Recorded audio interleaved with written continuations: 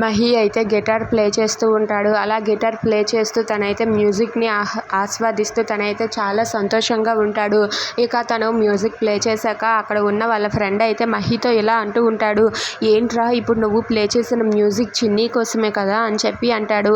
అది వినగానే మహి అయితే అవును అంటూ సిగ్గుపడుతూ తలదించుకుంటాడు. అది చూసి అక్కడ ఉన్న వాళ్ళ ఫ్రెండ్ అయితే ఏంట్రా నువ్వు ఇంకా చిన్నిని మర్చిపోలేదా, ఇంకా నీకు చిన్ని గుర్తుందా అని చెప్పి అడుగుతూ ఉంటాడు. దాంతో మహి అయితే చిన్ని గతనాటి జ్ఞాపకాలన్నీ కూడా గుర్తు తెచ్చుకొని చాలా సంతోషిస్తాడు.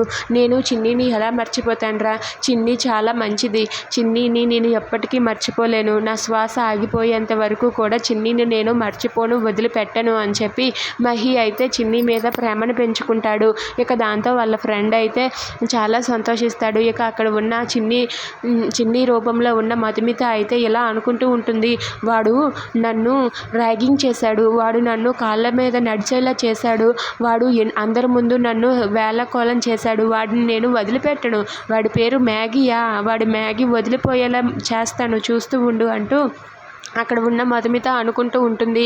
ఇక అక్కడ ఉన్న మహి మాత్రం చిన్ని మీద ప్రేమను పెంచుకుంటూ ఉంటాడు. చిన్నితోనే నేను లైఫ్ లాంగ్ గడపాలని అనుకుంటున్నాను, చిన్ని ఎక్కడ ఉన్నా నేను తెలుసుకొని చిన్నితోనే కలిసి బ్రతుకుతాను అని చెప్పి మహి అయితే తన మనసులో అనుకుంటూ చిన్ని కోసం అలా గిటార్ని అయితే ప్లే చేస్తూ ఉంటాడు. ఇక చిన్ని కోసమే గిటార్ని ప్లే చేసి చిన్ని ఫోటోలన్నింటినీ కూడా తన రూమ్లో పెట్టుకుంటాడు. ఇక మధుమితే చిన్ని అని తెలిస్తే ఏం చేయనున్నాడు. Please subscribe.